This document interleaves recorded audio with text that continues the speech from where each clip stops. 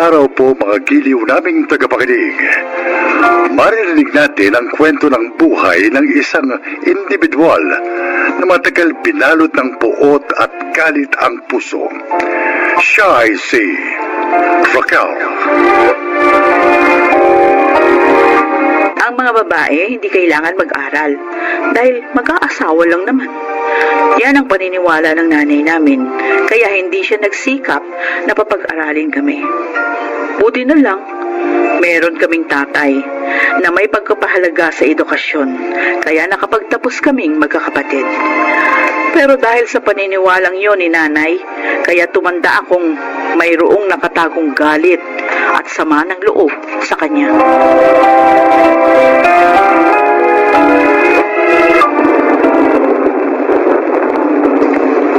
Nay! Tay, andyan na si na Ate Raquel! Salubungin mo na! Mag-ahain na ako! Alos, tara na. Mukhang maraming dala. Oo, Tay! Tay! Nakauwi rin kayo sa bakas. Opo, mano po Ay, sigusado. Ay, Sige na, pasok na kayo ate. Kami na bahala sa mga gamit nyo. Ay, salamat. Naku, ibang-iba ng itsura ng bahay Ang tagal ko palang hindi nakauwi. Oh, Raquel! Tuloy kayo! Anay, Alay, mano po? Ah, awa ka ng Diyos. mano po, Nay? Oh, at taba-taba mo na. Unang kita nyo pa lang sa akin pag sasabihin nyo. Mataba ako. Ang habang panahon nating di nagkita. Talagang yung taba ko yung napansin. Okay.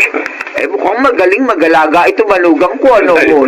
Lagi uwasing napapabayaan sa kusina. Siya. Mabuti pa kumain na kayo. Nakahain na ako. Tayo na sa kusina.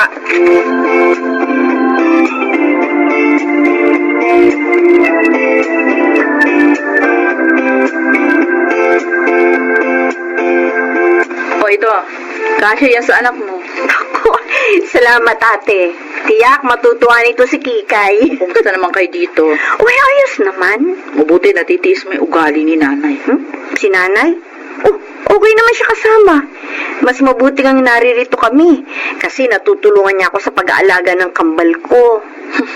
Di ka ba naririndi sa mga comments niya below the belt? Ay ate, sanay na ako kay nanay. Talagang pintasera yan. Madalas nga natatawa na lang ako sa kanya eh. Naku, sana lahat mahaba ang pasensya tulad mo, Rose. Kung ako yan, napagsabihan ko na yan palagi si nanay. Sa tono ng pananalita mo ate, parang hindi ka pa rin nakaka-move on sa mga nangyari noon. Naku, kahit siguro anong gawin ko, hindi ko yun makakalimutan.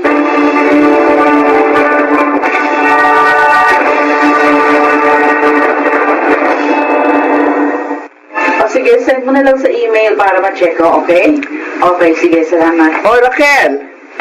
Mag-almusal ka muna. Tulog pa yung mag-aama ko. Nakabakasyon ka pero nagtatrabaho ka pa rin ba? Abay, kahapon ko ba napapansin na may panayang tawag sa'yo? Oo. Hindi ko naman sila pwedeng basta nilang pabayaan. Napakasipag mo naman, oh. Siyempre ho. Alam niyo bang ako ang kauna-unahang babaeng naging vice president ng company namin? Oh, talaga? Mabuti na lang. Pinag-aral kami ni tatay noon. Kaya nakapagtapos ako ng 4 na taong kurso at nakakuha ko ng ganitong maayos na trabaho. Kung hindi, kung naniwala ako sa inyo na ang babae hindi na kailangan mag-aral dahil mabubulok lang naman sa bahay kapag nakapag-asawa na, o edi sana wala ako sa ganitong estado ng buhay ngayon. Aha. Kaya yung mga anak ko, sinasabi ko talaga sa kanila na mag-aral silang mabuti dahil mahalaga ang edukasyon sa buhay ng tao, lalo na sa mga babae.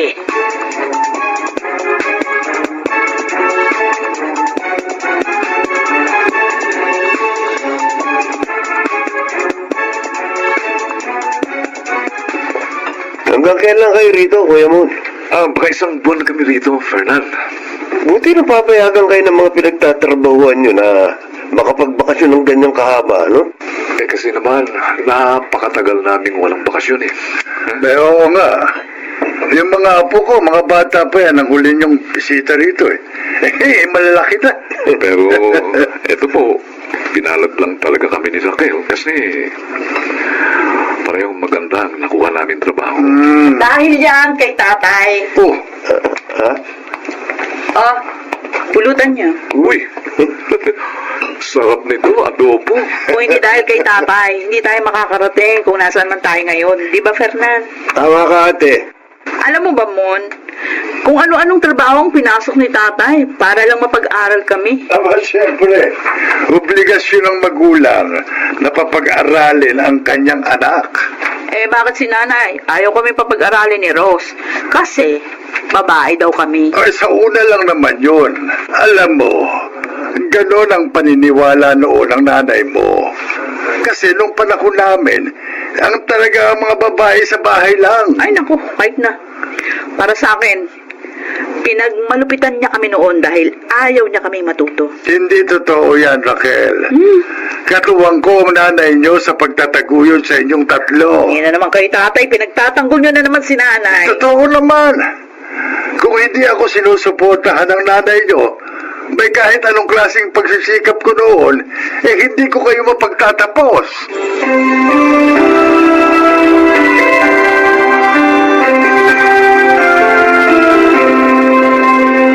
Nay! Nay! Raquel! Nasa kusina ako. Kayo ba nagbigay kay Cheche ng sinigang na hipot kanina? Ha? Ano?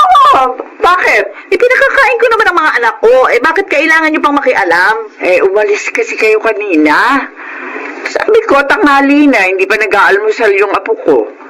Eh, dinalang ko ng pagkain. Hindi ko naman ginugutom yung mga anak ko. Masyado kayong pakialamera. Ano? Allergic sa hipon yung bata.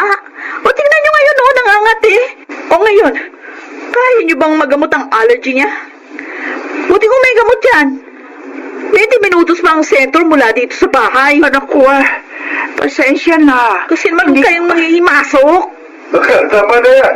Tay, Alam mo palang may allergy ang anak mo eh. Dapat palagi kang nagdadala ng gamot. Isa pa, 12 anyos na ang anak mo. Hindi ba niya alam na may allergy siya at kinain pa niya yung binigay ng lola niya? kinakampihan niyo ba si nanay? Hindi ito kampihan o kung ano pa man, Raquel. Ayoko lang na maririnig kang pinagsasalitaan mong nanay mo na para bang akala mo hindi siyang nakatatanda sa'yo. Ba, matuto kang gumalang sa magulang mo.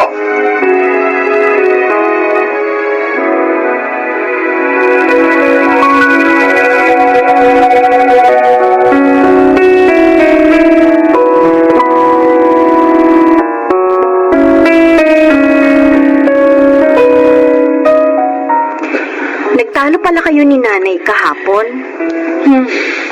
Ate, alam mo, napapansin ko, may mga pagkakataon na hindi naman masyadong big deal, pero kapag si nanay ang involved, ang bilis mag-init ng ulo mo. Dahil ba, hindi mo pa rin siya napapatawad noon? Hindi mo pa rin ba nakakalimutan yung mga panahong pinatitigil niya tayong dalawa sa pag-aaral? Kasi mga babae tayo. Ate, ang tagal-tagal na nun. At saka, eto ka oh, maayos ang buhay mo. Eh bakit ba hindi mo na yun ibaon sa limot? Ewan ko ba? Hindi ko rin alam, Rose. Pero mula noon, naging malayo na ang loob ko sa kanya. Hindi ko rin alam kung paano ko siya patatawarin. Isipin mo na lang ang lahat ng mga sakripisyong ginawa niya para sa atin. Kahit ayaw niya tayong mag-aral noon, nang makita niyang hindi niya tayo kayang pigilan, hindi naman siya kumontra, hindi ba? May mga araw ka bang naalala na hindi niya tayo pinaganda ng almusal bago pumunta sa klase? O kaya naman ay hindi ipinaghanda ng merienda kapag umuwi tayo sa hapon? O di ba pati uniforme natin, siya ang naglalaba? Ate, huwag mong tingnan yung isang pagkakataong sinubukan niyang hadlangan ang mga pangarap mo. Ang alalahanin mo, Yung mga pagkakataong tinulungan niya si tatay para dugtungan ang bawat baitang ng hagdang inaakyat natin patungo sa kung nasaan man tayo ngayon.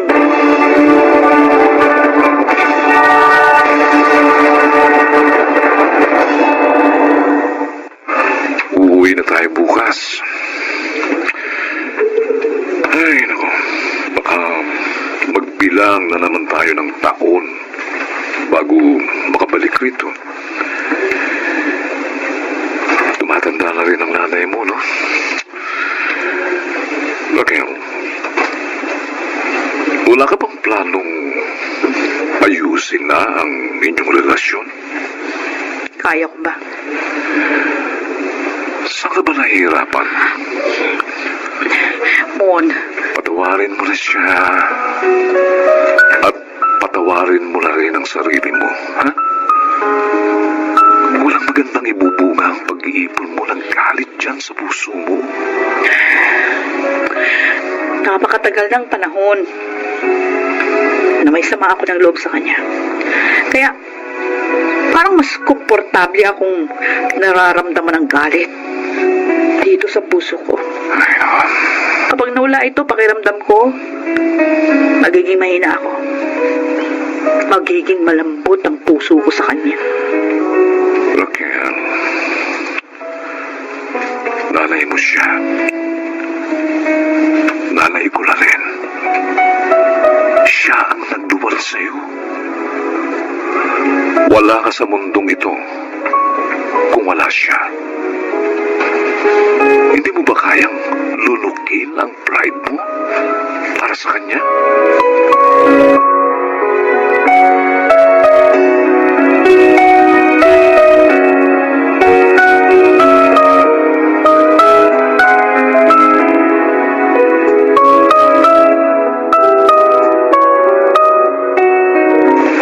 Oo, inimbagi ko ng lahat ang dadaling niyo. Teka, padadalang ko sana kayo ng daing. Pwede bang kumain ito ang mga anak mo? Oo, Nay. Pwede. Ay, siya, sige. Babalutin ko na ito. Ano ba mga pagkain hindi pwede sa kanila? Plano ko kasi kapag may pera, padadalang ko kayo doon sa address niyo. Huwag na po kayong mag-abala. Hayaan nyo. Taon-taon na ho kaming uuwi rito. Oh, talaga? Oo. Ay, siya nga pala. Oh, eto. Para po sa inyo. Abay, ano ito? Oh, meron din akong pasalubong. Akala ko nakalimutan mo. Kasi pagdating nyo, ang tatay mo, si Rose at si Fernan, may natanggap na pasalubong. Eh, sabi ko, ay, baka nakalimutan nyo lang yun sa akin. Bakit pa ako naluluha? Uy!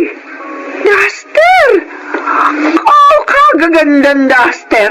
Ay, tamang-tama. Luma na nga yung mga duster ko dyan. Pasensya na kayo, Nay. Yan lang ang nabili ko. Para sa inyo. Ito nga yung pinakakailangan ko. Ay, kahit bihira kang umuwi rin eh. Ay, hindi mo pa rin nakakalimutang paborito ko ang duster. Ay, bakit ka umiiyak? Wala po. Nalulungkot lang ako. Kasi uuwi na kami sa Maynila. Matagal na naman namin kayo hindi makikita. Ay, yun ba? Ay, huwag ka mag-alala. Kapag may panahon kami ng tatay mo, di kami na lamang ang bibisitag sa'yo doon. Ay, Huwag ka lang umiyak. Ano ka ba? Para kayong bata ka pa na kapag hindi kita isinasama sa bayan, pumapalahaw ka ng iyak. Talagang ikaw, oo. Ay, salamat dito sa mga duster, ha? Ang ganda!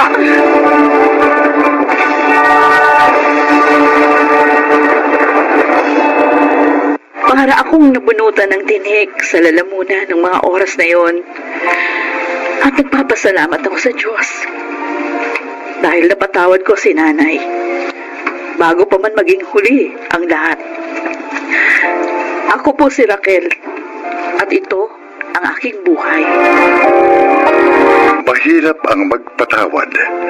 Ngunit, mas mahirap ang mabuhay na may kinikimkim na galit para sa ibang tao. Ang galit ay tulad ng lason na nakamamatay. Kung kaya hindi natin ito maaaring itago ng matagal sa ating mga puso. Mga nagsiganap: Susan Robles, Chiquit del Carmen Amor, Lionel Benjamin, June Martin Legaspi at Rosana Villegas sa papel na Raquel. Naglapat ng angkop na tunog, Jerry Mutia. Sa musika ni Buboy Salonga. Supervisyong teknikal, Eric Lucero at Bong Boyar. Creative Consultant, Phil Cruz. Production Assistant, Anching Cruz. Ito'y mula sa panulat ni Rita Labanon. Sa direksyon, Salvador M. Royales. Ito ang aking buhay.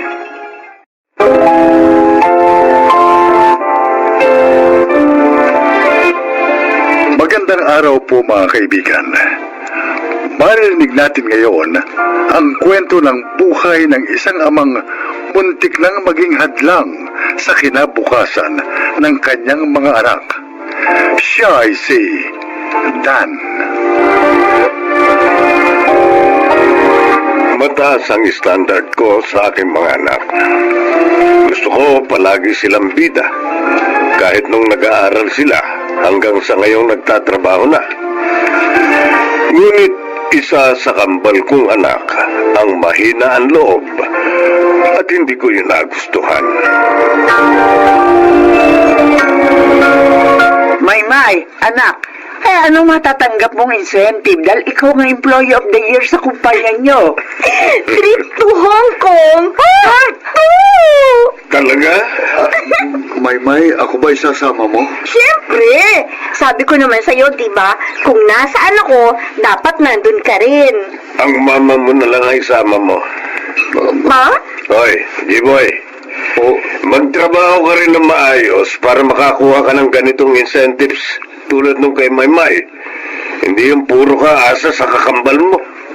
Opo pa. Pa? Si mama mo isama mo para makapag-relax naman yan. Dahil palaging stressed out, kaaalaga sa inyo. Naku, ayos lang naman kung kayo ni Chiboy ang magpapa-Hong Kong. Mga bata pa kayo, kaya dapat mag-enjoy kayo. Ma, ikaw na lang. Kasi hindi ka pa nakakapuntang Hong Kong. At least, ako bata pa. Baka next year, baka pamasyal na rin ako sa abroad kapag nakaipon ako. Jesus. Paano ka makakapamasyal sa abroad? Sa lagay mong yan. Baka nga lagi kang nakakagalitan ng boss mo dahil hindi ka nagpe-perform na maayos. Pa? Gayahin mo si Maymay. Kahit nung nag-aaral pa kayo, palaging number 1. Ikaw naman, palaging kulelat.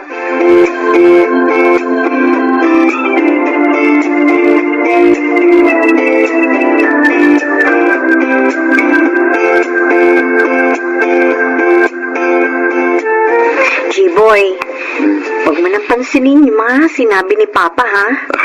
Sanay na naman ako sa kanya. At saka totoo naman eh. Hindi mo naman talaga kasego kapareho. Masyado tayong malayo sa isa't isa. Kahit sabay tayong ipinanganak. Sus, hindi ka naman mahina eh. Simpleng tao ka lang kasi. Hindi ka kagaya sa akin, ha? Bida-bida. Huwag mo akong alalahanin. Hindi mo naman ako kailangang i-comfort. 25 years old na ako. 2 dekada ko nang narinig ang mga ganong salita kay Papa. Kaya hindi na yung bago sa akin. Pero, sure ka bang si Mama na lang ang pasasamahin mo sa Hong Kong? Final na ba talaga? Oo. O sige, sa susunod, kapag ikaw naman ang nagka-incentive, o kaya kapag nakaipon ka, pasyal tayo sa Indonesia. Oo.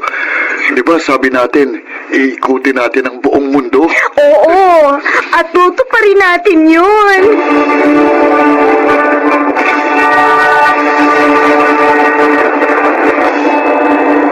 G-boy, Yes, Mama.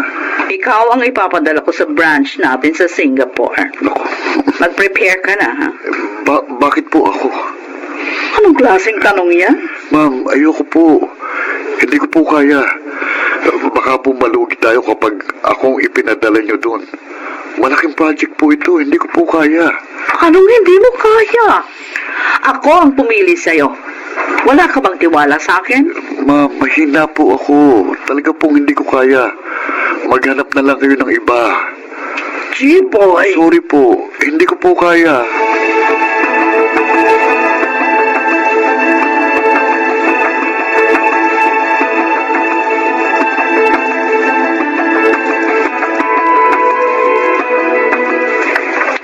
Oh, kumusta ang biyahe niyo? Nako, sayang. Hindi ka kasama. Ay, sa susunod. Tiyak namang may matatanggap pang mga ganitong perks si Maymay. Di ba, anak? Oo, pa. O kaya naman, malay nyo, si G-Boy. Asa ka doon? Ay, siya nga pala. Nasa si G-Boy pa? Nasa trabaho. Mag-overtime daw, sabi sa akin. Sige po, aayusin ko lang itong mga gamit. Oh, sige na, anak. May mga pasalubong ba kayo sa akin? Yung pinabili ko sa yung ref magnet, meron ba? Ay, di syempre. Alam kong koleksyon mo yun eh. Kaya bumili ako. Ayun!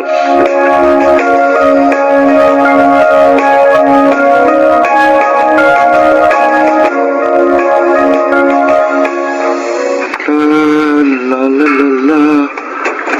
Hoy! Ay, naku. Pambira ka naman. Nakakagulat ka eh. Anong ginagawa mo dito sa kwarto ko? Ikaw Ano? ano tong nalaman ko? Na ano? Hindi mo rin tinanggap yung posisyon sa Singapore. Oh, Bakit?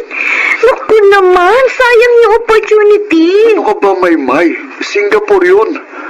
Mga foreigner ang i-handle ko. Tapos, ang mga kakausapin kong kliyente galing sa mga multinational companies. Kaya nga! Oh, Sayang! Napakalaking opportunity nun. eh, Aba, hindi lahat nabibigyan ng ganung chance. Ay, katahin mo na ito para napatunayan mo sana kay Papa na magaling ka. hindi ako magaling. Hindi ko kayang ganong trabaho. Ano? Hindi ako magaling. Hindi ako fit sa trabaho yon. Masaya na ako sa ganito. Kontento na ako na nakakapagtrabaho ko na maayos dito sa Pilipinas. Jiboy naman. Ano ka bang klaseng tao ka? Ano? For sure, hindi ka bibigyan ng ganung offer kung wala kang kakayahan. Tama na yan. Ang mabuti pa, kwentuhan mo na ako ng Hong Kong trip niyo ni Mama. Dali. Ewan, Ano? babaliw ako sa'yo.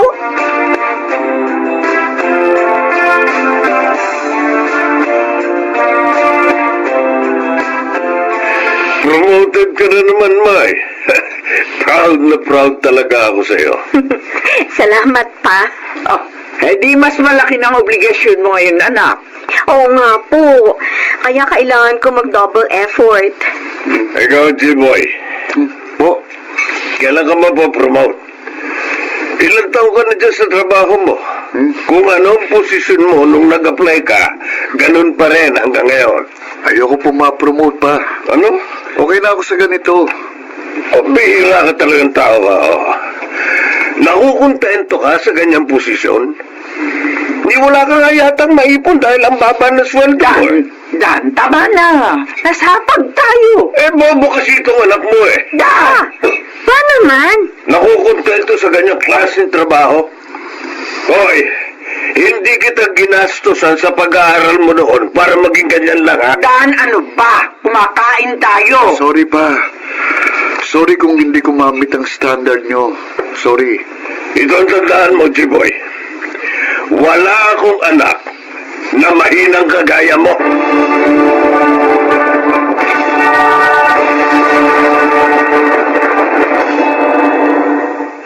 May. Oh, gabi na. Ba't hindi ka pa natutulog? Pa, may gusto sana ako sabihin sa inyo. Ano yun? Tungkol kay G-Boy. Bakit? Alam niyo ba? Mapopromote na sana siya. Actually, sa Singapore sana siya ma-assign ng boss niya. Siya ang mag-handle ng office nila doon. Kaya lang hindi niya tinanggap ang offer. Tanga talaga. Pa, sana tigilan niya na ipaggamit ng mga salitang tanga, bobo, at mahina para kay G-Boy. Totoo naman ah. Mas magaling ka sa kanya. Magkambal kayo pero malayong malayo siya sa'yo. At sana rin po, huwag niyo na kaming palaging ikinukumpara sa isa't isa.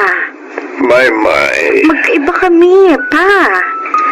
Magkaiba kami ni G-Boy.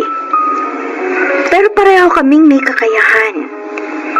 Hindi lang po ako ang magaling. Kung tutuusin, mas magaling sa akin si G-Boy.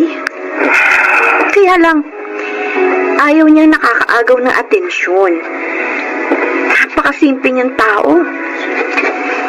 At marahil nawalan na rin siya ng tiwala sa sarili niya.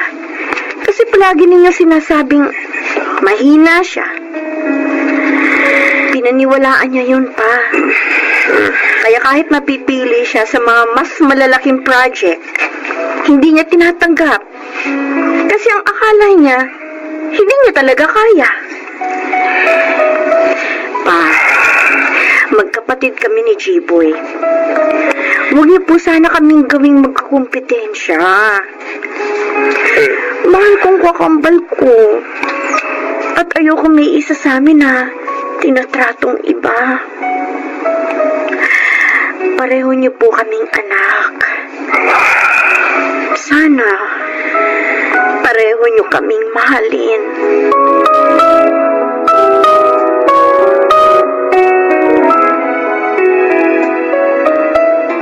G-Boy, once in a blue moon lang dumating ang opportunity nito. Ayoko. Okay na ako rito. Ayan ka lang naman ayan ka lang naman. Noong unang beses kang sinubukan, i-reassign ni boss sa Singapore. Inayawan mo. Hindi ko kaya yun. Eh ngayon, ayaw mo na naman. Sayang, pre, sayang. Libreng 6-month training abroad. Abay, kapag nakapagtapos ka nito, maaari kang ma-promote pare sa mas mataas na posisyon. Tataas pa sweldo mo. May mga incentives pa. Pare, career advancement to. Ayaw mo bang makaipong agad? Saka isa pa, sabi mo, di ba, pangarap mong makaikot sa buong mundo kasama ang kakambal mo. Naku pare, makakatulong ito ng malaki. Isa pa, mas magiging secured ang future mo rito, pare. Uy, ano ba? Sige na, tanggapin mo na ito.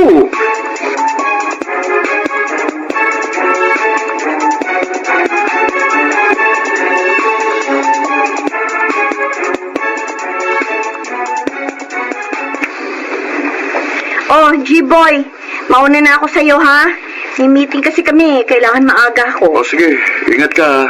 Yung lunch pack mo, baka maiwan mo na naman. Ay, oo nga pala. Naku! Alam mo, the best ka talaga. Kayo loves na loves nito. Kinikis mo naman ako eh. Naka-reserve na ito para sa magiging girlfriend ko. As if. Kinakunin mo na yung baon mo. At umalis ka na kasi malilate ka na. Yes, sir! G-Boy, Ay, pa? ito ay suot mo ngayon. Ano ito? Di ba nakikita ko niyan? Long sleeves. Bagong bili ko yan. Linansyan na rin ng mama mo. Oh, Yan ang isusuot mo. At sabihin mo sa boss mo na tinatanggap mo ang offer niya. paano niyo kong nalaman? Kinausap ako ng pinsan mo si Bong.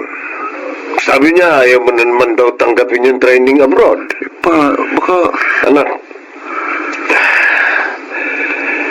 I'm sorry. Patawarin mo ko. Kung palagi kitang minamaliit at ikinukumpara kay Maymay. Pero gusto ko lang sanang mas mag-effort ka pa.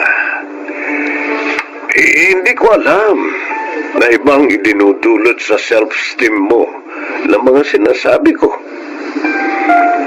I'm sorry, anak. Pa? Magaling ka dahil anak kita. At deserve mo ang pagkakataong ito, kaya tanggapin mo na.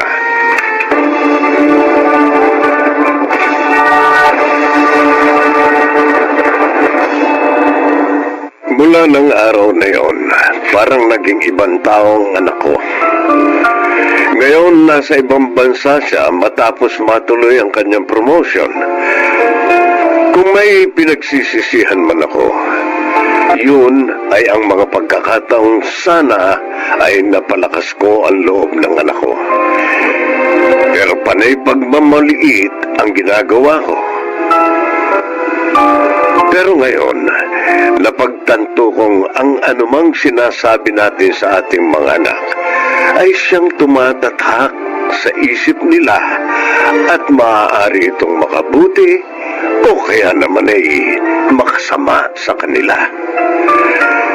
Ngayon, alam ko na kung paano hindi mahahadlangan ang pangarap at kinabukasan ng aking mga anak.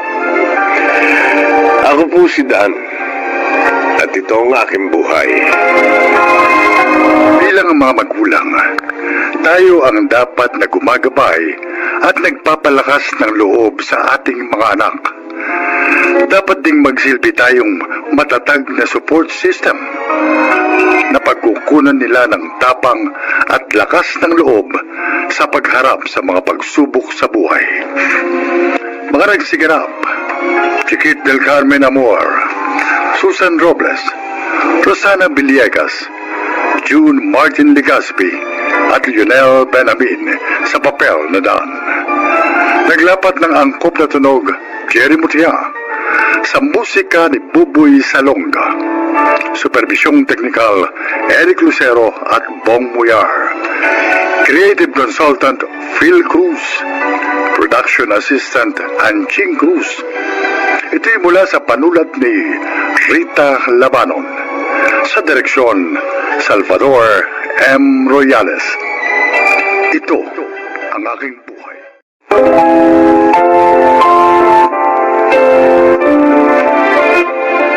Magandang araw po mga giliw naming tagapakinig.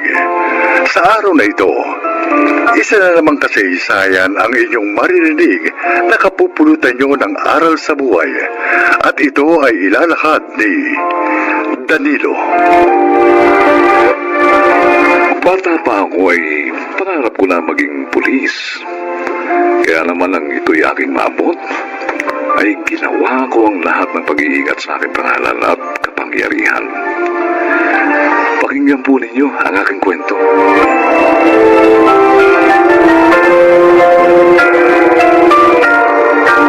Sige. Sana yung kikilos na masama. Maawa po kayo. Huwag niyo po ako sasaktan. Hindi po ako masamang tao. Huwag kang mag-alala. Hindi kita sasaktan. Pero paiiralin ko ang batas, ha?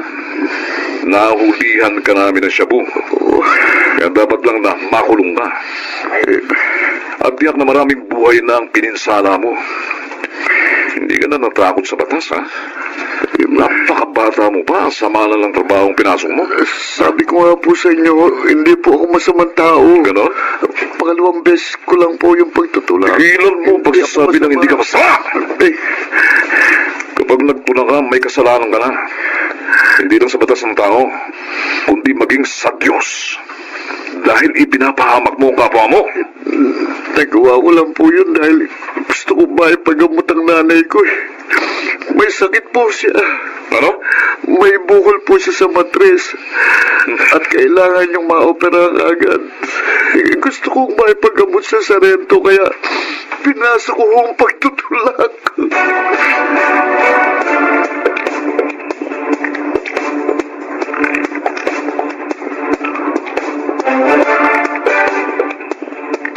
Diyos ko, ang anak ko, nakakulong pala. Kaya pala hindi siya nakauwi kagabi. Alam niyo po ba ang trabaho ng anak niyo, Aling Isabel? Hindi po, Sarento. Ay kung lalaman ko yun ay hindi ako papayag. Ang alam ko ay namamasada siya ng tricycle para mabuhay kami. Mula nung ako'y magkasakit, siya nang mag-isang nagtrabaho upang mabuhay kami ng isa pa niyang kapatid. Nasaan po asawa niyo? Patay na ho. Sabihin to Danilo, mabait ang anak ko. Maaring natukso lang siyang gumawa ng masama dahil sa kalagayan ko. Maawa na kayo, palayain niyo siya. Ako, hindi po pwede ang gusto niyo, Mrs. Nagkasala po ang anak ninyo. Kaya talagang makukulong po siya. Dapat po kasi naging matatag siya sa pagharap sa mga pagsubok sa buhay. Sargento. Pero hayaan po ninyo. Tutulungan ko po kayo upang makapagpagamot ho. Ay, salamat po. Ilalapit ko kayo sa mga ahensya na tumutulong sa mga katulad nyo. Danilo, kumain na tayo. Paborito Ay. mo yung ginataang hipon, di ba? Wow, sarap pero mamaya konti na lang, Herlinda. Oo, bakit parang malungkot ka? Meron ba problema sa presinto? Wala naman. Naawa lang ako sa pamilya nung isang pipitsuging pusher na nahuli namin kahapon. Nahulog siya sa trabahong yun dahil sa kahirapan. Siya ang breadwinner ng pamilya at wala na siyang ama. May bukol pa sa matris ang nanay. Marapat din namang bigyan ng pagkakataong makapagbagong buhay. At maiba nga pala ako. Nasaan si Carol? Kanina pa ako rito pero hindi ko siya nakikita. Wala namang pasok sa university ngayon. Isinama siya ni Darren. May pupuntahan daw silang birthday party. Oy, baka naman napababayaan na ng ating anak ang kanyang pag-aaral, ha? Dahil sa pakikipagrelasyon sa Darren na yon. Hindi. Nag-aaral pa rin mabuti ang ating si Carol. Huwag kang magalala. Mabuti naman. Alam mo kung ako lang ang masusunod, ayoko munang makipagnobyo siya eh. Kaya lang, dahil sa pakiusap mo, pumayag ako. Danilo, mahal niya si Darren. Ayoko naman mag-rebelde si Carol. Kaya, yun, pinayagan ko na. O siya, sige. Basta, kung may problema sa ating anak, ha? Huwag mong ililihim sa akin, ha? Para agad nating masolusyonan.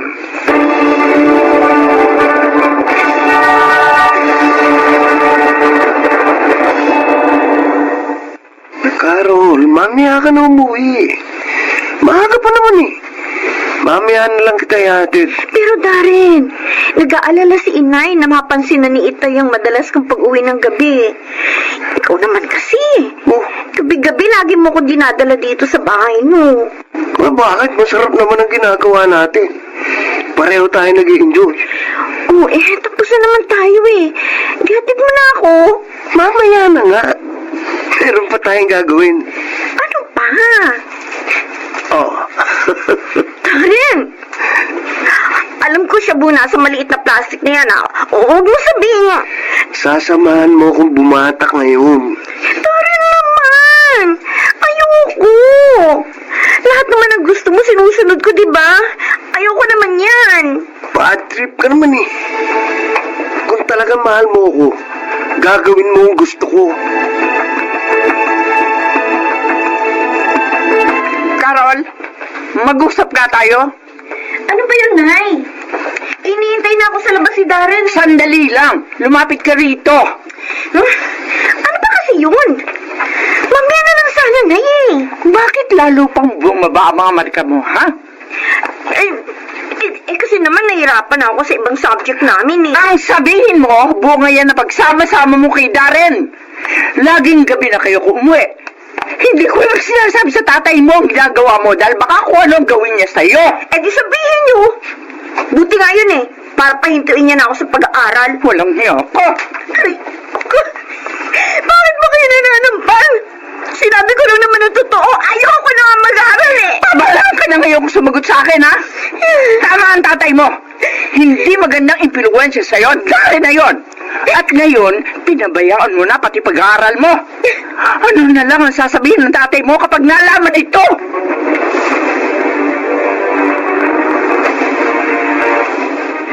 Bakit ngayon mo lang sinabi sa akin, Linda? Bakit? Nag-aalala kasi ako Oh. na baka mamaya saktan mo ang ating anak. Sinabihan na kita na anumang problema sa anak natin, huwag mo ililihim sa akin, hindi ba? Naglihim ka. Paano ngayon? Ha? Paano?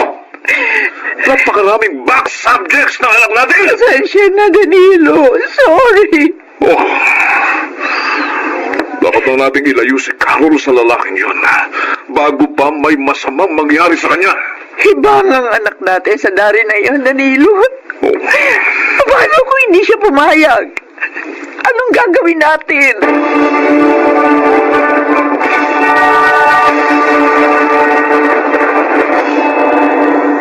Ayoko!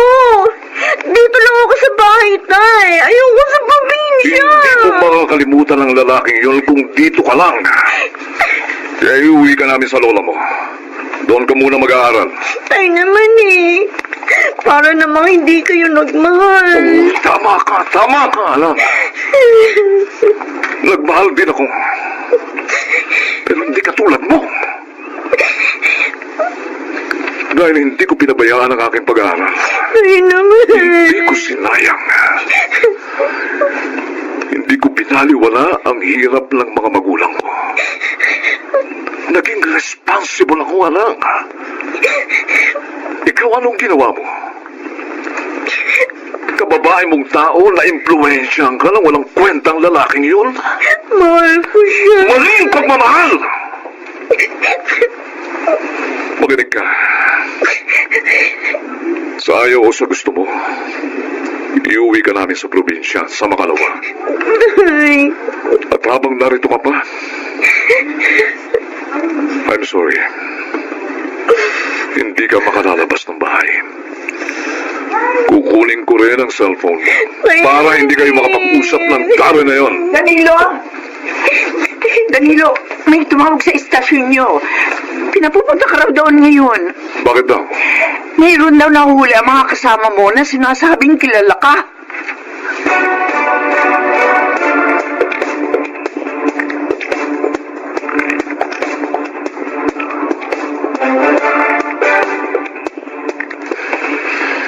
Ikaw? Ikaw ang tulak na nahuli ng mga kasama ko? Darren? Opo, Sarge. At sinabi mo pa sa kanila na kilala kita? Paano? Ha? Para palayain ka nila? Ganon? Ginagamit mo ko? Palayain mo na ako, Sarge. Hindi ko sasabihin sa kanila ang nalalaman ko tungkol sa baho mo. Yung baho kong sinasabi mo, ha? Ano? Bitiwan mo kung nasasaktan ako. Anong gusto mo sabihin? Anong gusto mo sabihin? Siyota ako ang anak mo. Oh, At tulad ko, adik din siya. Adik yung kaisa-isa mong babaeng anak. walang iya ka. Walang iya ka. Bawiin mo, sinabi mo. Bawiin mo! Wala akong babawiin. Oh, Yun ang totoo, kahit tanungin mo pa siya.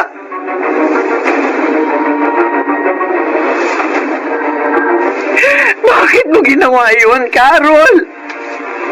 Bakit ka gumaya sa lalaking yun? Nalaman mo na palang adik sa shabu. Sana nilayuan mo na noon pa. Sorry po, inay. Itay. Nadala po ako ng sobra kong pagmamahal sa kanya.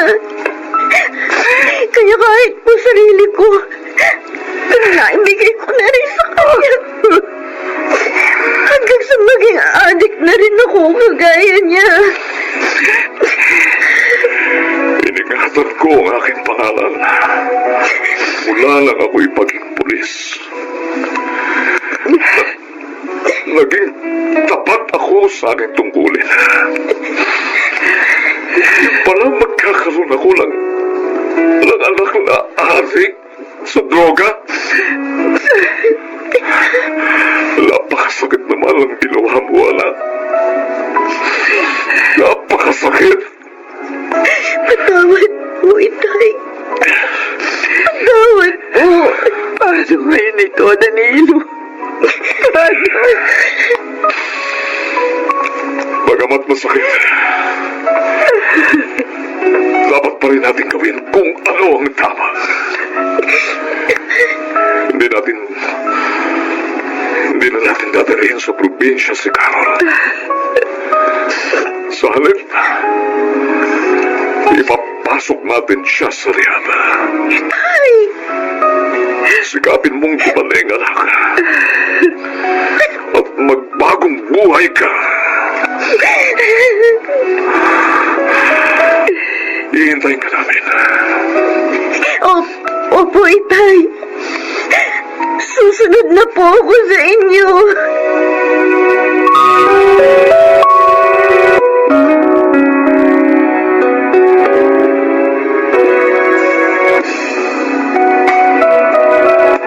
Linda!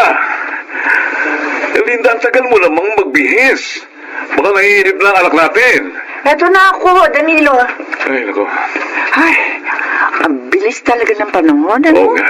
Parang kailan lang nandali natin ng ating anak sa rehab. Tama ka. Ngayon, lalabas na siya. Oh, paano? Sa probinsya na ba natin itidiretso si Carol pagkatapos sa rehab? Yun ang gusto niya, Linda. Doon na raw muna siya mag-aaral. Alam mo, mabuti na lang mailigtas natin ang ating anak.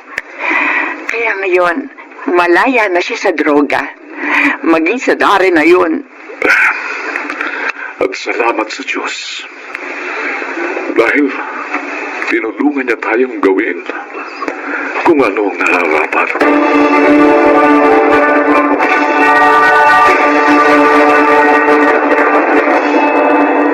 Tapos na sa college at may maganda lang trabaho ang aming si Caron. Patuloy pa rin sa pagtatapat sa aking tungkulin sa bayan.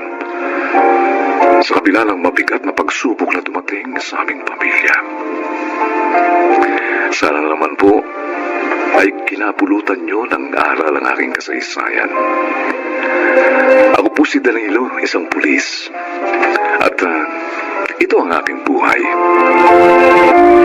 Sana'y marami pang pulis ang maging tapat sa bayan upang ang kapayapaan ay lubos nating makamtan. Mga nagsiganap, Susan Robles, Chiquit del Carmen Amor, Janelle Benabin, Rosana Villegas, at June Martin Ligaspi sa papel na Danilo. Naglapat ng angkop na tunog Jerry Mutia, sa musika ni Buboy Salonga, supervisyong teknikal ni Eric Lucero at Bong Muyar, creative consultant Phil Cruz, production assistant Anching Cruz. Ito'y mula sa panulat ni Telma Corporal Alcantara, sa direksyon Salvador M. Royales. Ito ang aking buhay.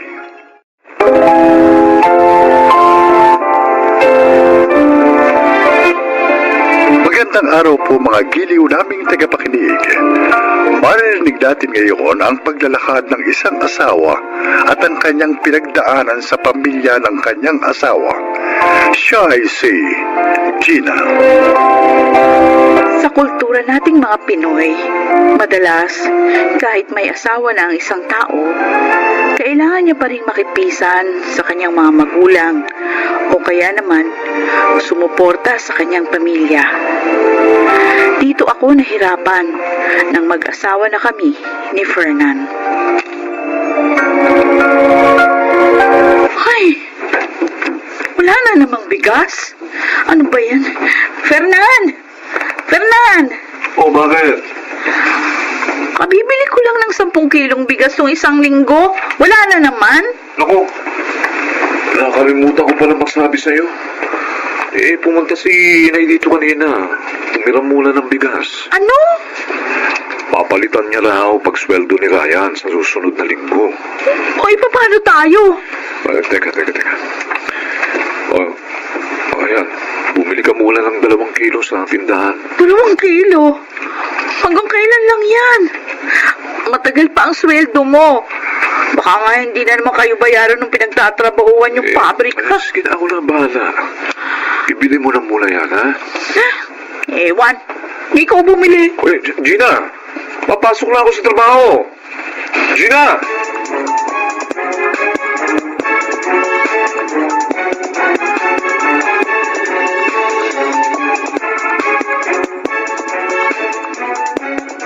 Oh, pagkasyahin mo na ito. Pasensya ka na ha. Yan lang ang kaya ko ipahiram sa'yo ngayon, Mare. Ayos lang. Mabuti nga, palagi mo akong pinahihiram ng pera. Kapag walang-wala na kami, Mila. O syempre naman. Ano ba't naging magkapit-bahay tayo? Ay, nahihirapan na talaga ako. Ang hirap ng ganitong buhay. Nakakaraos din kayo. Sa simula lang yan. Wala lang talaga akong pinadededing bata. Ako talagang maghahanap ako ng trabaho. Bakit nga pala naubusan ka agad kayo ng bigas? Hiniram na naman ang biyanan mo? Ay, nagpipigil lang ako. Kasi alam mo, Mila, ayoko naman makapagsalita ng hindi maganda kay nanay. Kaya lang, minsan, ang sakit kimkimin sa dibdib, ang sama ng loob. Kaya ako talaga, sinikap kong makahanap ng tirahan ng malayo sa pamilya ng asawa ko. Kasi talagang ayoko makisama sa mga biyanan ko. Lalo na't maingay din ang nanay ni Erwin. Buti ka pa.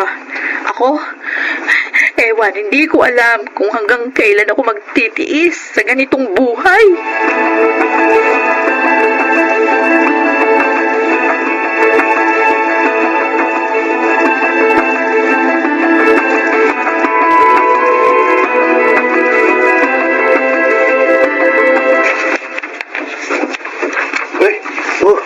Ate, tulungan na kita magbitbit ng mga pinamili mo. Salamat, Ryan.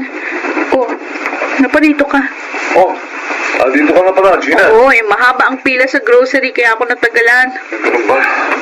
Ryan, dali mo muna itong mga pinamili ng ate mo sa usina, ha? Oo, kuya. Bakit nandito si Ryan? Teka. May tira pa ba doon sa binigay ko sa yung pang-grocery? Meron ba naman? Bakit? Pwede ba, iramin ko muna, ha? Ha? Kailangan daw ni Raya ng konting halaga kasi may ipaayos doon sa motor niya. Nakalaan ang pera nito sa diaper at gatas ni Baby. Ako lang bahala doon. May darating pa namang pera sa atin sa susunod na linggo, ha? Pero, Fernand, Muna, naman wala siyang ibang tatakbuhan kundi ako. Tayo. Hindi ko naman siya pwedeng pauwiin na walang dala.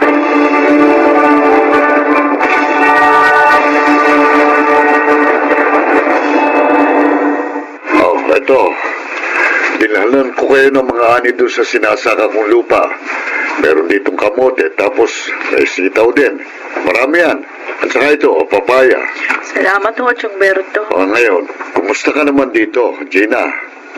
Bah, nangangayayat ka yata. Mukhang pagod ka mag-alaga ng panganay mo. Lagi ho kasing puyat. Kumusta naman si Fernan? Mabuti naman po. Sapat ba naman ang kinikita?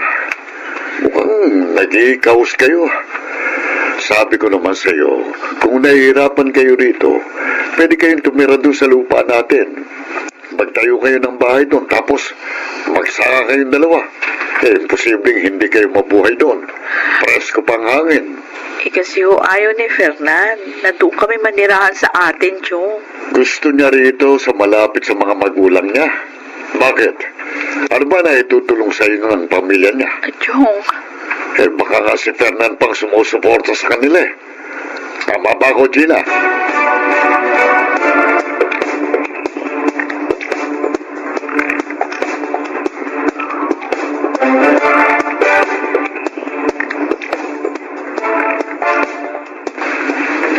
Gina, may balita ko, medyo malaki-laki ang sahod ni Fernan ngayon. Dahil sa ibang departamento na siya naka-assign. oo po, Nay. Awa ng Diyos. Baka naman maaaring pahiramin mo muna ako kahit 5,000 dyan. Ha? O, ano? Bakit parang gulat na gulat ka? Ano ang gagawin niyo sa 5,000? Birthday ni Ryan sa darating na linggo. Gusto ko sana maganda lang kahit simple lang. Para naman maimbitahan niya yung mga katrabaho niya. Maghahanda kayo. Naku, si Fernan nga hindi naghahanda pag birthday niya kasi nagtitipid kami. Nay, alam niyo ba na hindi pinupulot ni Fernan ang pera? Pinaghihirapan niyang kitain yung kakarampot niya sweldo. Kulang na kulang pa nga sa aming mag-anak. Aba, Gina, ano karapatan mo pagsalitaan ako ng ganyan, ha? Di pa nga ako kayo nakapagbabayad ng mga hiniram niyong pera eh. Si Ryan, may babayaran pa sa amin. Yung nakuha niya nung pinaayos niya yung motorsiklo. May ganap pa kayong gumastos para sa handa ng anak niyo? Samantalang si Fernan, halos magkanda kuba na sa pagtatrabaho. Eh, sumusobra ka na eh! Hoy! Baka nakakalimutan mong nanay ako ng asawa mo. May karapatan ako sa kinikita niya. Ano yun? Nung wala pa siyang asawa. Eh ngayon may pamilya na siya. Ako nang may karapatan sa pera niya dahil ako ang kanyang asawa. Abay, kami na dapat ang prioridad niya at hindi kayo.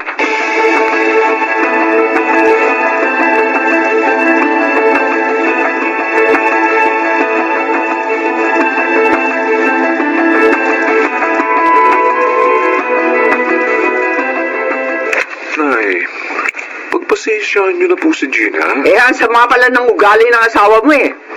Kung alam ko lang, hindi ako pumayag na ikasal kayong dalawa. Alam mo kung sino? Hihiramin ko naman yung pera, hindi ko naman hihingin. Hayaan niyo na, hayaan niyo na. Hayaan niyo at kakausapin ko si Gina. Siya nga pala. Ito po, ayan. Pasensya na kayo dyan, ho. 2,000 lang ito. Ryan, pasensya ka na. Kunti lang ang handa mo ngayon. Okay lang, kuya. Salamat pa rin. Pasensya ka na. Hindi pa kasi ako regular sa trabaho ko eh. Kaya konti pa lang ang sweldo ko. Ayos lang. Bawi ako pag na-regular ako, kuya. Basta, pagbutihin mo ang pagtatrabaho mo para ma-promote ka kagad, ha? Magsikap ka. At wag na wag ka mag-aasawa ng babaeng gaya ng asawa ng kuya mo.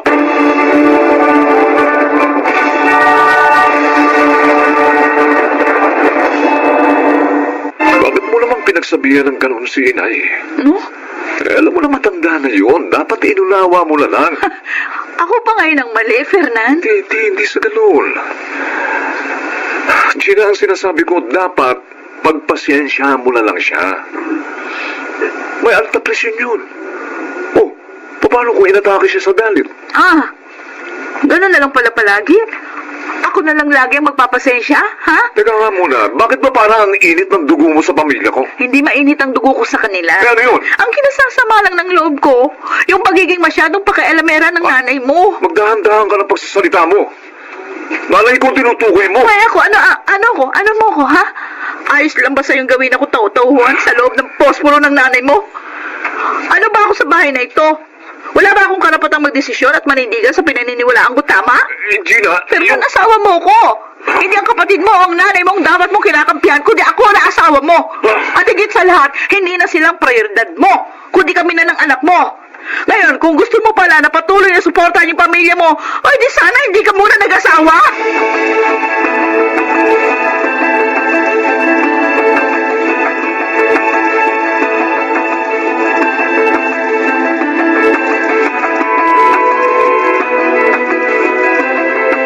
Oh, kumusta, Gina? Naku, nakakapagod o Berto. Pero na pagtatanto na kailangan niya ng baguhin yung mga prioridad niya sa buhay, patuloy siyang magagapo sa pagsuporta doon sa kanyang nanay at mga kapatid. Oh, mabuti na lang matapang kang babae. Kailangan ho yun. Mas mainam na itong ganitong buhay dito sa probinsya. Kaysa naman magtiis ako sa Maynila. Nagkakaroon lang ako ng kasalanan doon. Hindi naman ako pala sagot dati eh. Pero dahil doon sa nanay ni Fernan, naging masama ang ugali ko.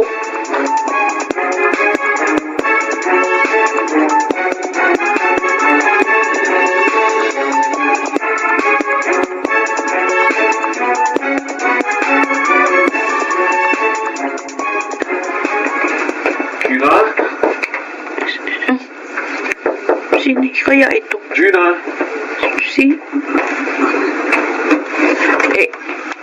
Gina? Fernan? Patawagin mo ako. Bumalik lang kayo sa bahay. Hindi ko na kaya yung ulila sa inyo. Hindi na ako babalik sa bahay na yun. Ngayon, kung gusto mong makasama uli kami ng anak mo, dito ka manirahan. Pero kung hindi mo kayang iwan ang nanay mo, matatanggap ko. Gina, Kung kaming mahalaga sa'yo, kami ang unahin mo. Kami ang gagawin mong prioridad. Wala namang masamang tumulong sa mga magulang mo. Pero sana, huwag kami ang iyong isakripisyo. Huwag kami ng anak mo. Dahil sa katunayan, kami na ang iyong pamilya.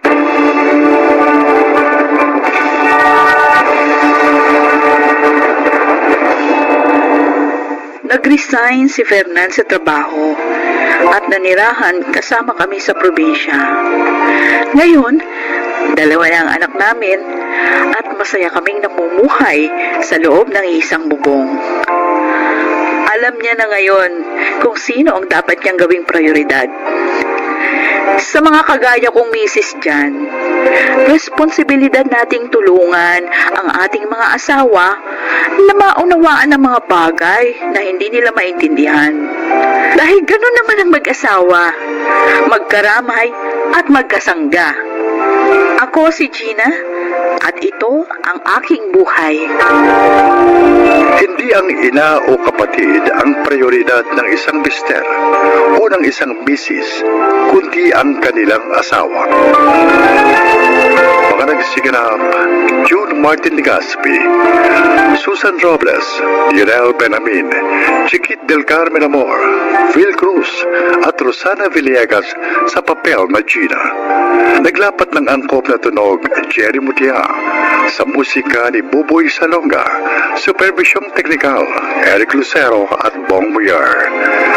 Production Assistant Anching Cruz, Creative Consultant Phil Cruz. Ito'y mula sa panulat ni Rita Labanon, sa direksyon Salvador M. Reales. Ito ang aking buhay.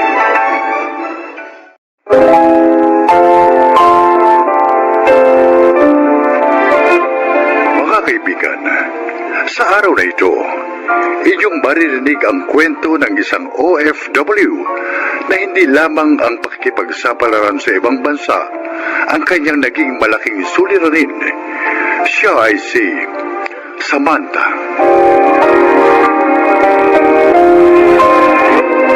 Nakatapos ako ng isang pre-law course kung kaya sinuwerte ako matanggap bilang isang paralegal sa isang malaking law firm sa Dubai.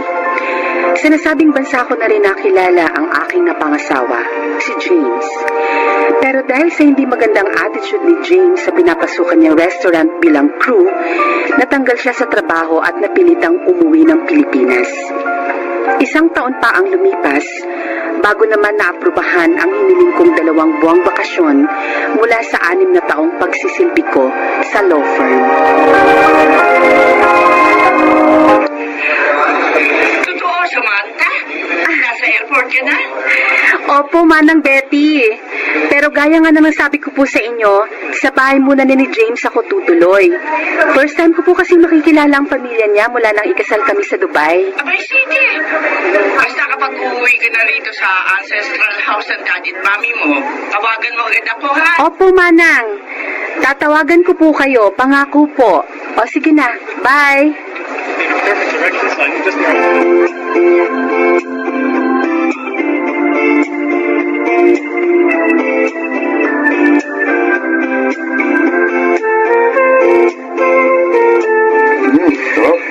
Basta masasabi ko lang sa iyo, Samantha, sa mga araw ng pagbabakasyon mo, kung makikita mo man na masyadong malapit sina James at Marga sa isa't isa, huwag mong bigyan ng anumang mali siya. Mga bata pa kasi sila, maganda na ang turingan nilang magpinsan. Totoong sinabi ni Taya, Ate Sam. Kahit kami man ni Marga, close rin sa isa't isa. Pero mas close nga lang sila ngayon ni Kuya James. Lalo na sa mabuting usapan. Ganun ba? Hindi rin namin pwedeng pabayaan si Marga. Nangako ako sa puntod ng tatay niya, sa bunso kong kapatid, na hindi namin pababayaan ang anak niya. Kaya dito na namin siya pinatira. Wala naman pong problema sa akin, Tay. Nauunawaan ko po. Kaya wala po kayong dapat alalahanin. Teka, may iba nga pala tayo ng usapan Yun ang van na gusto kong mabili at gagawin kong pamasada. Sana mabigyan mo na ako ng pan-down payment ngayon. Ate Sam, yung sinabi ko rin sa yung pan-down payment sa kursunado kong motor sa kasa, ha? Ay, sige po, Itay. Pagkatapos natin kumain, ibibigay ko po sa inyo yung pera. Ay, Tsaka, yung sa'yo rin, Baron. Yun. Hindi ko naman talaga nakakalimutan yun. Ayos. Ox na ox ka talaga, Ate Sam. Sabi ko naman sa'yo, Baron, itong Ate Samantha mo, ang pag-asa natin sa buhay.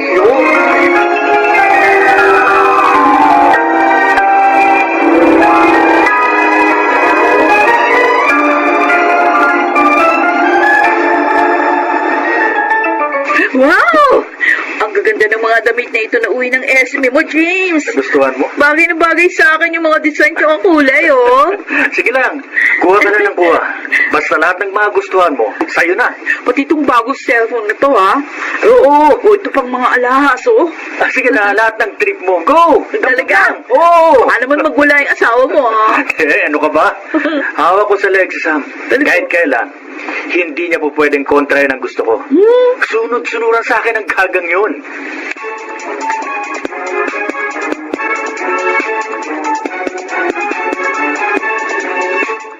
Si Marga ba yung nakita kong nagmamadaling lumabas sa banyo, Baron? Ha? Yung nakatapis lang ng tuwalya? Ay, ewan ko, Ate Sam. Hindi ko sinapansin eh. Ang alam ko kasi, naliligo sa banyo ang Kuya James mo. Tinext ko siya kung nasan siya. Ang sagot niya, naliligo daw siya sa banyo. Ganun ba? Oo. Hindi, baka nasa banyo nga si Kuya. Kung ganun, ano at bakit galing si Marga sa banyo? Anong ginawa nila ron ni Kuya James mo? Aba, ewan, hindi ko alam. Pasensya na, Ate Sam, pero nagmamadali ako eh. May joyride kami ngayon ng tropa ko. Nakapala mo oras ko eh. Isang bagay lang ang gusto kong marinig mula sa iyo, Baron. Ano? May nangyayari ba sa pagitan ni Marga at ng Kuya James mo na hindi ko alam?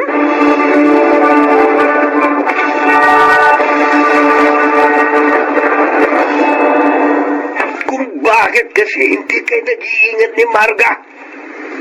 Paano kung magtuloy-tuloy nga ang paghinala sa inyo ni Samantha at putulan tayo ng sustento?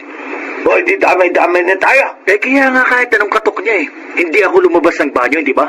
Hanggat nagbabakasyon dito si Samantha, magpigil-pigil muna kayo ni Marga. Baka pare-pareho tayong maging nganga kapag natuklasan ng asawa mo yung mga ginagawa niyong magpinsan. Nahayaan ko na nga mga kabulastugan niyo, pero mag-ingat naman kayo.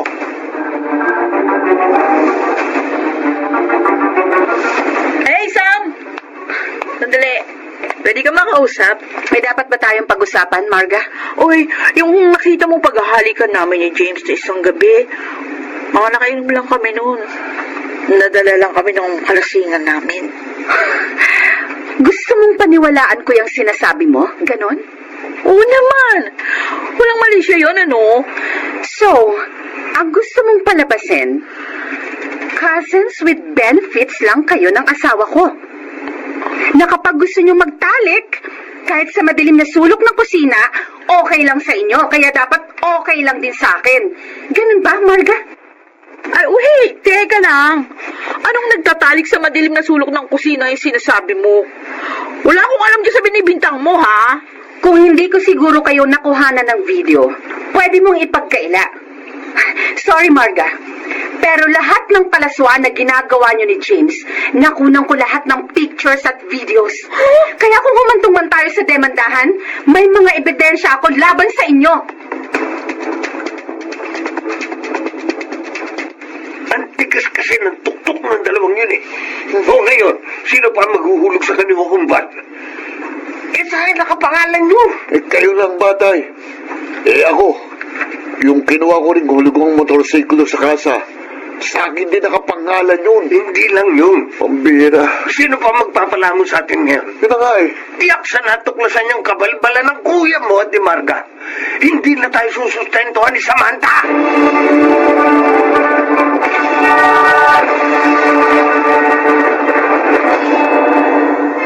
Sam, please naman. Huwag mo naman akong iwan. Pag-usapan muna natin lahat ng ito, okay? Enough, James. Nung nasa Dubai pa tayo, marami na rin akong dahilan para hiwalayan ka. Dahil sa pangit na trato mo sa akin bilang asawa. Pero para sirain mo at ng pamilya mo ang dignidad at pagkatao ko, hindi na ako papayag. Naawa lang naman ako kay Marga. May suicidal tendency siya kaya kapag tinanggihan ko ang gusto niya makipagtalik, nagtatangka siya maglaslas at ayoko namang ako ang maging dahilan ng kanyang pagpapakamatay. Kaya kahit magkadugo kayo, pinatulan mo ang mga kahinaan niya? Sam, kung alam mo lang, sinubukan ko na maglabanan ng kanyang kapusukan eh. Pero palagi akong nawawala ng lakas. Hindi ko may puliwanag kung bakit. Basta hindi ko alam. At dahil mahina ka, James, tulad ko rin, na nakuha mo ang kahinaan ng maging sunod-sunuran ako sa mga gusto mo. Pero ngayong nakilala ko na ang aking mga kalakasan, kaya ko na magdesisyon para sa sarili ko. Maghiwalay na tayo. Alam ko, sinasabi mo lang yan pero hindi mo kayang gawin yan, Sam. Mamang driver, tara na. Paandarin nyo na ang taxi nyo. Malis na tayo rito. Teka, Sam, alam ko sa akin umiikot ang mundo mo. Hindi ka mabubuhay na wala ako kahit kailan. Sam, hindi mo nga kayanin mag-isa sa mundo.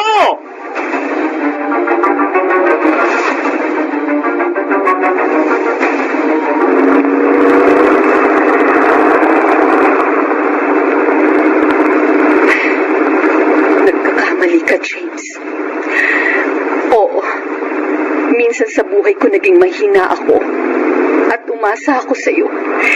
Dahil inakala kong ikaw ang magiging kakampi ko sa lahat ng bagay. Pero natutunan ko rin ipagtanggol ang aking sarili. Upang madama ko ang kahalagahan ko bilang isang tao.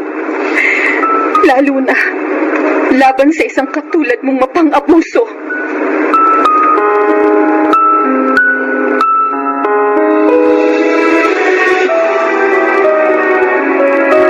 Samantha, sigurado ka bang isasama ko na sa sinisigaan ko mga tuyon dahon ng SIM card mong ito? Opo, Manang Betty. Para hindi na po ako makontak ni James at ng pamilya niya. Alam kong hindi nila matanggap ang pag-alis ko sa poder nila. Kaya gagawa at gagawa sila ng paraan para mapabalik ako ron. Mabuti na lang. Hindi nila alam ang tungkol dito sa minana mong ancestral house na mga yumao mong magulang. Nang makita ko ang pagkaganid ni James sa lahat ng bagay, sa ilang taong pagsasama namin sa Dubai, natuto na rin ako maglihim sa kanya. Dahil siya kung nalaman niya ang tungkol sa bahay na ito, hindi niya ako titigilan para ilipat ito sa pangalan niya. Ang mahalaga, pinalaya mo na ang sarili mo sa kanya at sa pamilya niya. Minsan, hindi naman masamang isipin din muna ang sarili. Lalo na kung kailangan mong ipagtanggol ang iyong mga karapatan mula sa mga taong ibinabagsak na ang pagkatao mo. Tama po kayo, Manang Betty. At ngayong araw na ito ang simula. Malaya na ako sa dating buhay na matagal ko nang gustong takasan. Malaya na ako sa mga sakit na halos dumurog sa aking buong kamalayan. Malayang malaya na ako sa nakaraan.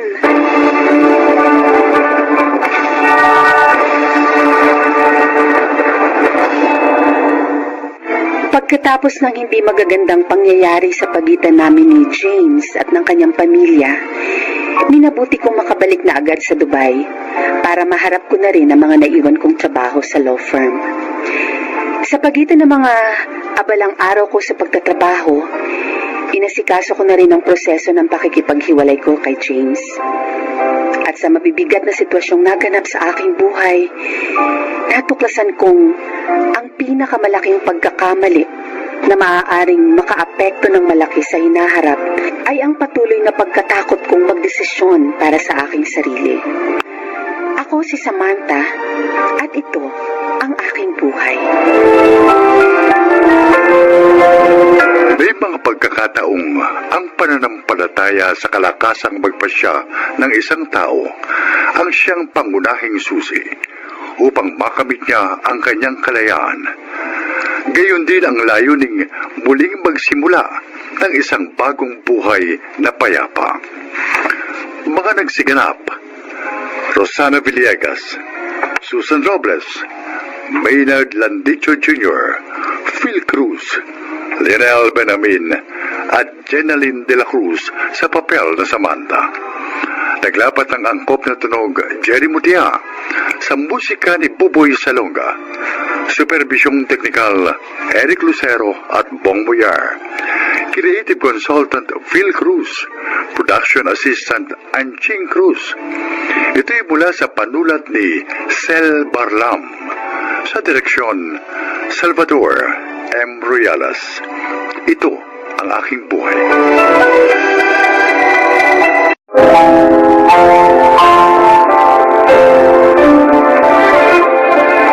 Magandang araw po mga kaibigan. Maririnig natin ang kasaysayan ng isang mabuting empleyado at kaibigan.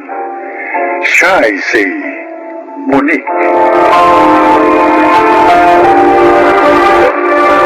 10 years na ako nagtatrabaho sa kumpanya ni na Ma'am Olga. Nagtagal ako doon dahil maayos naman ang pamamalakad ng kanyang daddy.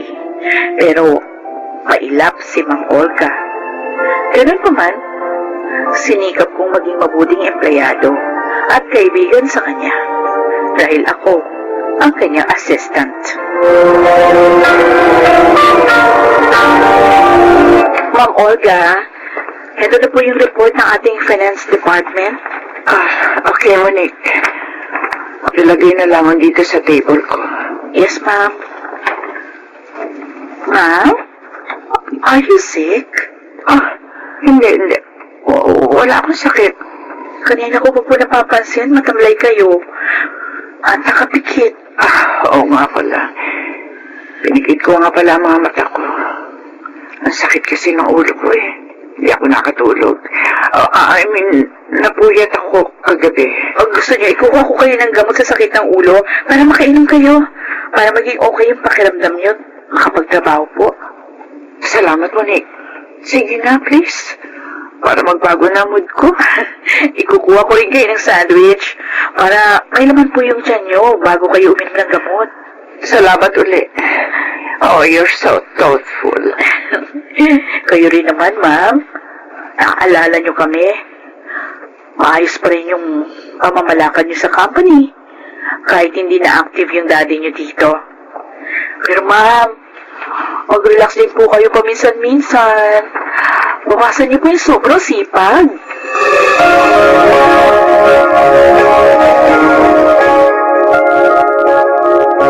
Ma'am Olga, nabusog po ba kayo? Busog na busog, Harold. Masarap ka pala magluto, Salamat naman po kung nagustuhan niyo luto ko. Ay naku ma'am, talaga pong masarap magluto ang asawa ko. Sa kanya nga po ako natuto. Talaga? Opo. Kaya pag maluwag po yung schedule niya, siya ang cook dito. Willing-willing ho si Monique sa luto ko, ma'am. Tingnan niyo ang taba niya. Uy, na tayo mataba, ano? Pati yung dalawa nating anak. Alam mo, natutuwa ako sa pamilya niyo. Abay, dapat pala, nang ba ako nagpunta rito? Hindi bale. Ngayon, alam ko na kung paano ako marirelax. Lagi akong pupunta rito.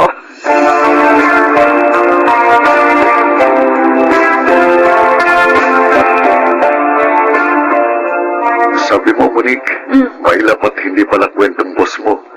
Pero kanina, kwento siya ng kwento. Oo nga, natuwa nga ako kasi tingin ko, naging okay yung pakiramdam niya pag alis niya rito. Ang alam lang kasi namin sa kanya, alam mo, dalawa yung anak nila ni Sir Bernie. Yung panganay, last year lang umalis para mag-work abroad. Yung bunso na lang yung kasama nila. Yun lang yung alam namin. At kanina mo lang pala nalaman na hindi sila okay ng asawa niya. Oo. Matagal na pala siyang nagtitiis sa masamang ugali at pananakit niya sa Bernie. At kaya pala nakita kong nakapikit siya kanina. Dahil hindi siya nakatulog. Dahil sa pag-aaway nila ng asawa niya. Ay, naku, kawawa naman siya.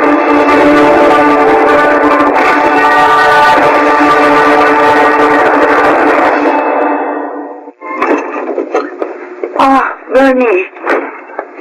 Narito ka na pala. May lang natapos yung... Walang hiya ka? Bakit ka ba nanununtok? Wala naman akong ginawang masama. Sinungaling! Bakit ngayon ka nang dumating, ha? Nakapagkita ka sa lalaki mo? Ha? Binungkot ka! Mali ang iniisip mo! Wala akong lalaki! Daddy, bakit sinasaktan niyo na naman si Mommy? Manloloko ang mami mo, Angelica! May lalaki siya! Yun ang dahilan kaya madalas siyang gabihin ng uwi! Tulad ngayon! May meeting kami. Hindi na lang yun natapos. Tama po si Mommy. Narinig ko sinabi niya yun sa atin kaninang nag-aalmusal tayo. Huwag mong ipagtatanggol ang mami mo, ha? Pinagtutulungan niyo pa ako! Daddy! Bakit ka ba nagkakaganyan, Bernie? Maraming taon na tayo mag-asawa. Wala ka namang napatunayan sa mga pinsang mo sa akin. At huwag mo hintayin may makita ako, ha? Dahil kapag nangyari yun, papatayin kita! Daddy! Huwag naman po kayong ganyan.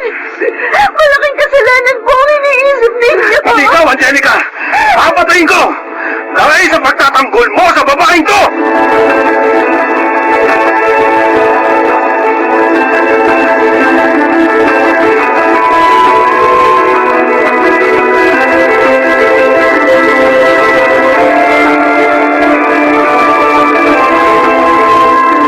Ma'am, kung gusto niyo, ako na lang makikipag-usap sa bisita natin. Anyway, alam ko naman yung concern niya. Para hindi na ho kayo mahirapan pa. Salamat, Malik. Talagang hirap ako itago ang mga pasa ko. Sinaktan na naman po ba kayo ni Sir? Tulad ng dati. Dahil sa hinala niya. Hindi na binakasi ako ng uwi dahil sa meeting natin. Nagbanta pa nga siya, napapatayin ako. Pati yung anak namin. Dahil pinagtatanggol ako ni Angelica. Oh my God! Ma'am, huwag po kayo magagalit, ha? Pero, nasa tama kayang pag-iisip pa yung asawa niyo? Matagal ko na rin tanongin niya sa sarili ko.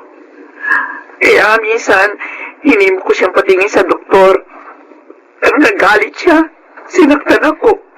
Ay, hindi ko na siya kinausap patungkol doon. Pero ma'am, hindi po pwede magtiis na lang kayo. Lalo kung binabantaan yung buhay niyo. Ma'am, kung sabihin niyo kaya ito kay Sir Tony, sa daddy niyo. Ayoko na magsalita pa kay Daddy. Ha? Matanda na siya. Ayoko na problemahin niya ako. At isa pa siya ang pumilit sa akin. Napakasal kay Bernie.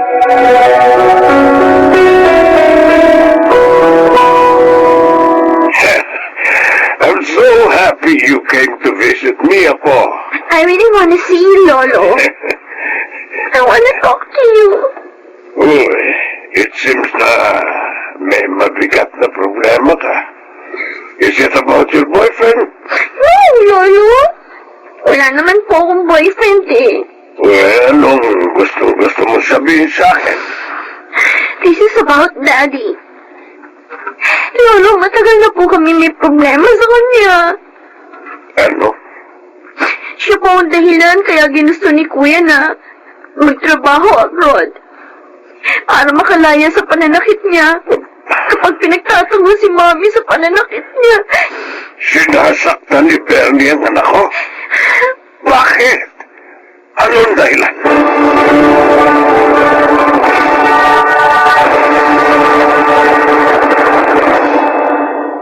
Gusto mong bukas na lang tayo mamasyal ng mga bata? Oo. Eh bakit? Ano ba gagawin mo ngayon? Pupunta ako kina Ma'am Olga. Dadalawin ko. May sakit ba boss mo? Hindi ko alam. Pero kasi hindi siya pumasok kahapon. At hindi rin niya sinasagot yung mga tawag at text ko. Eh bakit ganun? Kaya nga nag-aalala ko. Hindi ko rin siya nakikitang naka-online. Okay, sige. Bukas na lang tayo mamasyal. Oh, mag-iingat ka sa pag-alis mo, ha?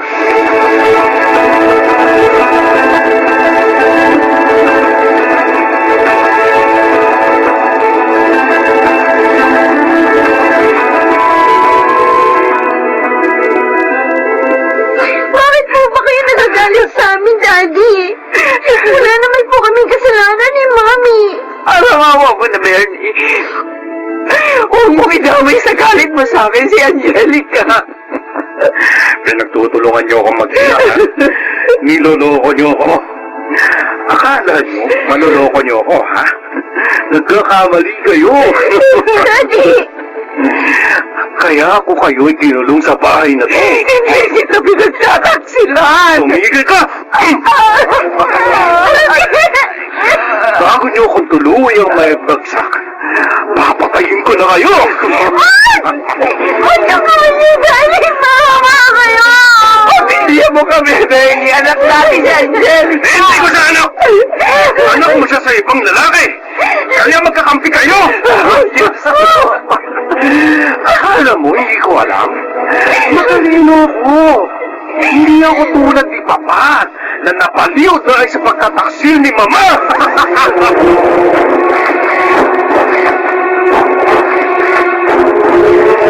Nandito na ako kay namang Olga.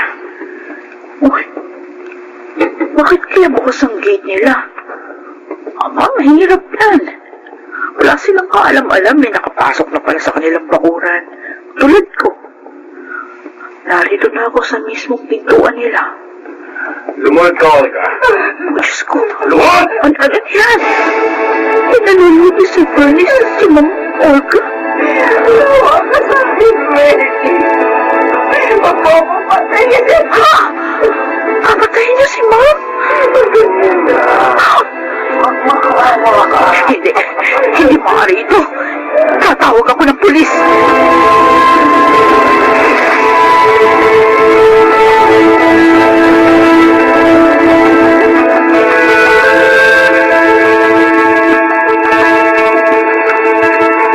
Patawarin mo ako, Olga. Kung hindi kita pinilit na ipakasal kay Bernie, hindi mo sasabihin ito. Daddy, habang panahon ako nagtiis sa pananakit niya. Ayaw niya magpagamot. Kahit gusto ko na siya dalhin sa doktor. Ngayon sa mental non-diretso niya, tutulungan kitang makabangon, anak. Kayo ng apo ko. At malimot ang mapait na pangyayaring ito.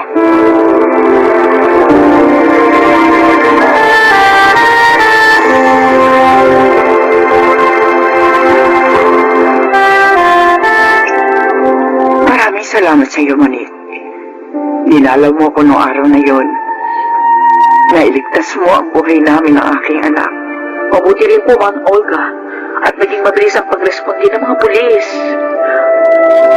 Ano pong sabi ni Sir Tony? Magbabakasyon muna kami sa ibang bansa upang makalimot. Salamat ulit sa iyo, ha? Hindi ka lang mabuting empleyado. Mabuting kaibigang ka rin.